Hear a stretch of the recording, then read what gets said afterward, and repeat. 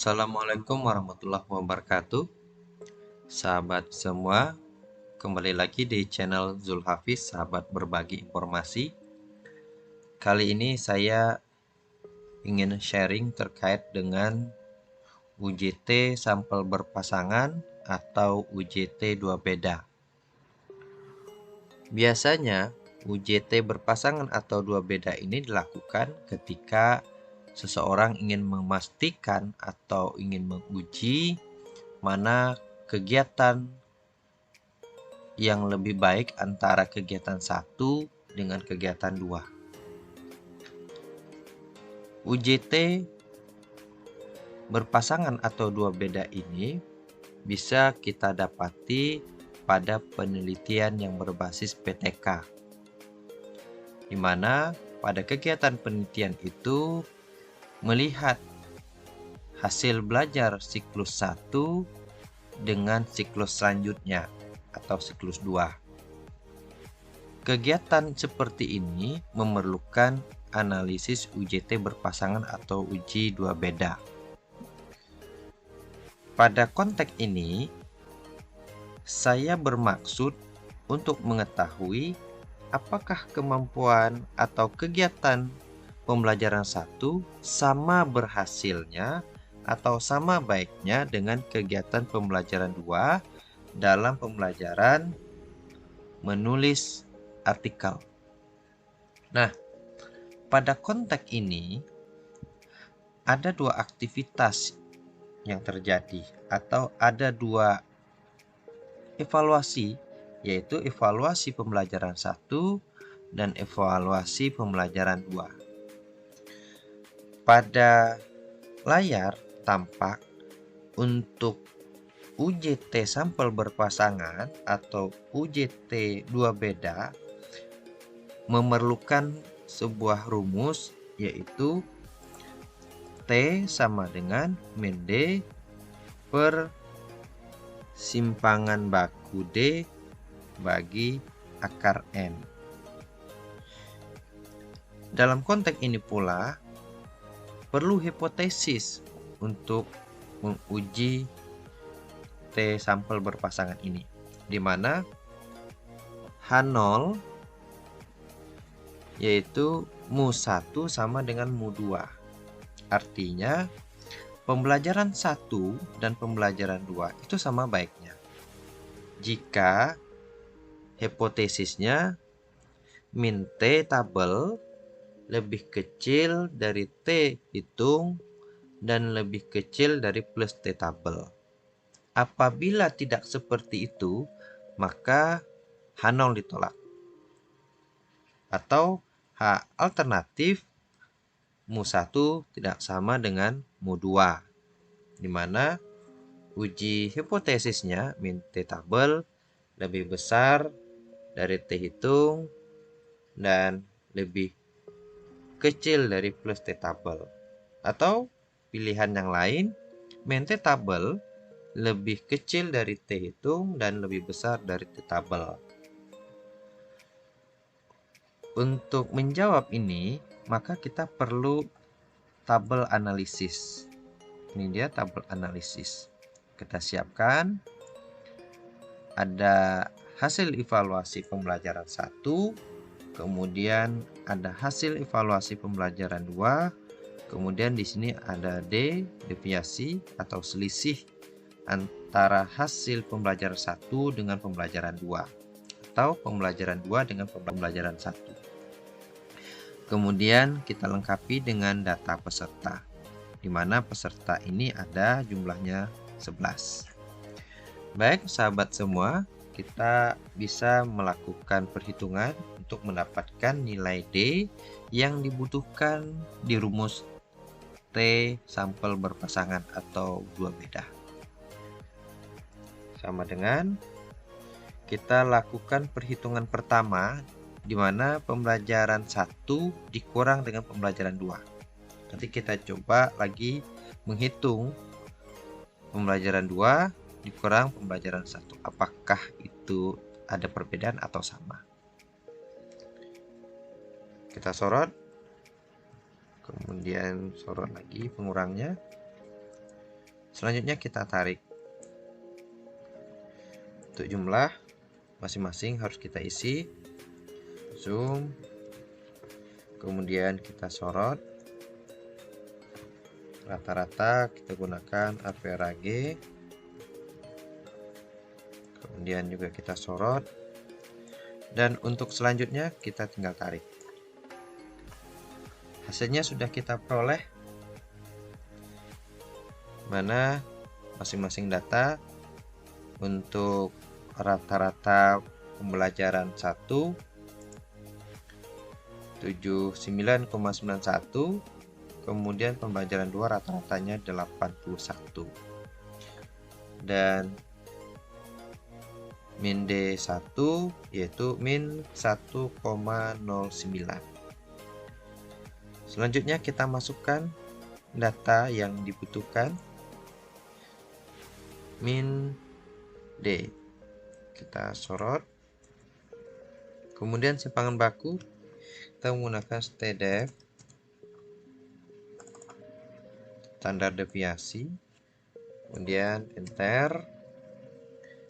Akar N, N-nya berjumlah 11, square.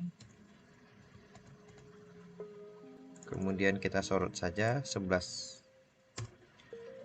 Kita peroleh. Di sini untuk pembilang sudah kita peroleh, kemudian kita memerlukan penyebut yaitu simpangan baku per akar N. Kita langsung saja. Sudah kita peroleh 1,21. Kalau ini sudah kita dapatkan, maka kita sudah bisa menghitung berapa nilai T. Untuk memudahkan, saya sudah menyiapkan satu bagian dari isian rumus. Kira-kira isian pada rumus itu seperti tampak di layar ini. Selanjutnya, kita lakukan proses perhitungan. Min 1,09 bagi 1,21. Enter. Nah, di layar tampak hasil T yaitu min 0,902. Selanjutnya adalah kita harus mencari T tabel. Seperti hipotesis di sini, kita memerlukan T tabel.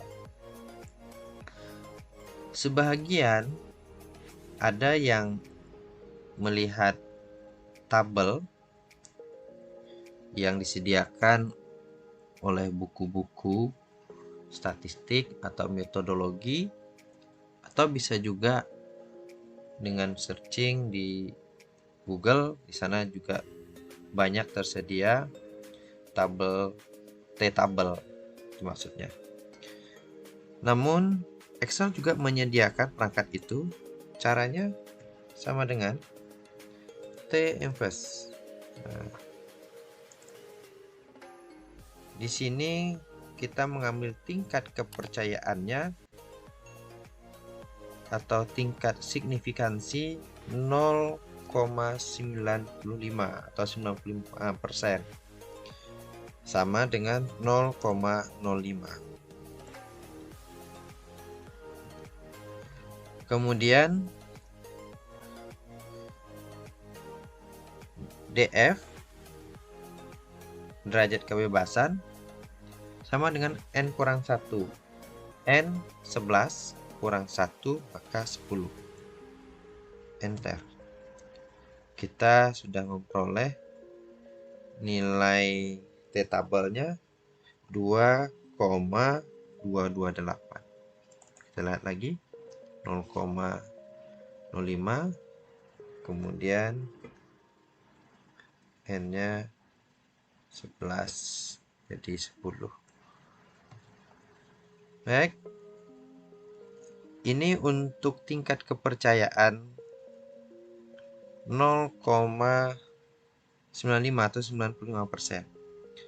Kemudian kita coba melakukan perhitungan dengan tingkat kepercayaan 0,99%. apakah ada perbedaan. Kalau 0,99 maknanya sama dengan 0,01. Enter. Sudah kita peroleh data T-tabelnya 3,169. Langkah selanjutnya adalah tinggal kita masukkan ke dalam rumus. Dimana di sini ada plus minus. Kita mengambil 0,95 dulu. 2,228.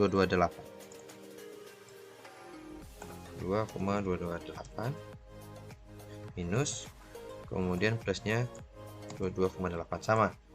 Sekarang T-tabelnya sudah kita dapatkan, tinggal mensubstitusikan T hitung, yaitu min 0,902. Min 0,902. Pada konteks ini kita bisa mencermati mana yang lebih besar dan mana pula yang lebih kecil. Di sini kalau kita lihat min 2 ini lebih kecil dari min 0,902. Untuk itu tandanya lebih kecil dan lebih kecil juga dari plus 2,228. Ini kira-kira. Kemudian bagaimana kalau kita hitung lagi pada tingkat kepercayaan 0,99 atau 99%.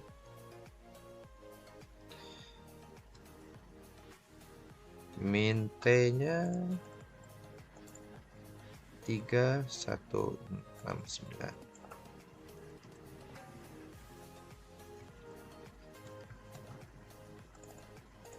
Kemudian plusnya sama 3,169. Dan T-tabelnya sudah diperoleh, tinggal masukkan lagi T hitung. Kemudian kita lihat bersama-sama. Di sini juga tampak bahwa T-tabel itu lebih kecil dari T hitung. Di sini minus. Kemudian lebih kecil juga dari plus 3,169. Kalau begitu, kita sudah bisa mengetahui bahwa melalui hipotesis ini H0 diterima. Artinya, mau kita menggunakan tingkat kepercayaan 95 atau 99%, tidak ada perbedaan. Perlu kita pahami bersama bahwa bisa saja dalam kesempatan yang berbeda, hipotesis kita ditolak dengan tingkat kepercayaan 95%. Namun, bisa diterima pada tingkat 99%. Nah, ini artinya sangat erat hubungannya dengan tingkat kepercayaan yang kita ambil. Jadi, hipotesis itu berpengaruh terhadap tingkat kepercayaan yang kita tentukan. Lalu, bagaimana kalau seandainya kasusnya yang kita lihat adalah yang kedua ini, di mana kalau yang pertama ini adalah hasil pengurangan pembelajaran 1 dengan pembelajaran 2. Kemudian pembelajaran 2 sekarang ini diceng posisinya, di mana pembelajaran 2 kurang pembelajaran 1. Apakah hasil hipotesisnya sama? Hal yang sama kita lakukan. Kita sorot, kemudian kita tarik, dan ini kita tarik juga untuk mempercepat kegiatan kita.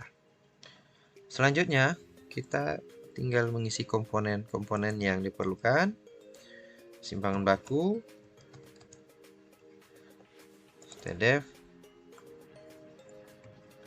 kemudian akar N,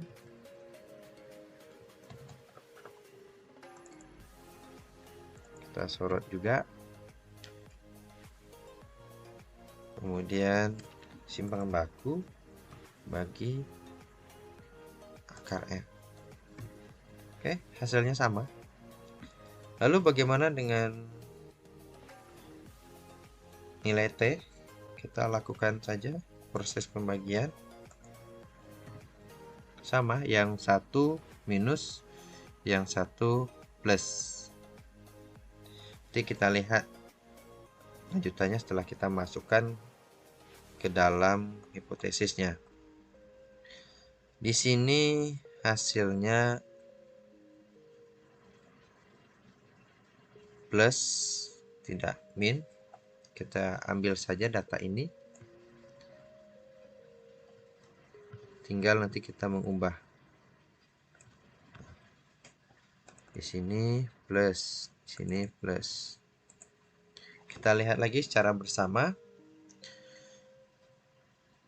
Di sini min 2 karena tidak ada pengaruhnya dengan D1, D2 tetap tingkat kepercayaan yang kita ambil sama.